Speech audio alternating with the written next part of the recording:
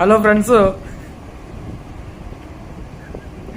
మన స్త్రీ రెడ్డి వాళ్ళు కదా, నేను మీదుగా పవన్ కళ్యాణ్ గారు పొగుడుతుంది. అది దానికి భయం వేసేసింది. వీళ్ళ కళ్యాణ్ గారి ఫ్యాన్స్ ఎక్కడ వదలరు బాబోయ్, అందరిలో గుడ్లింపు కొట్టేస్తున్నారు, నన్ను కూడా లాక్కి వచ్చేస్తారు బాబోయ్ అని. ఈ టీడీపీ వాళ్ళు తలుచుకుంటే నన్ను పట్టుకోవడం పెద్ద లెక్కే కాదు.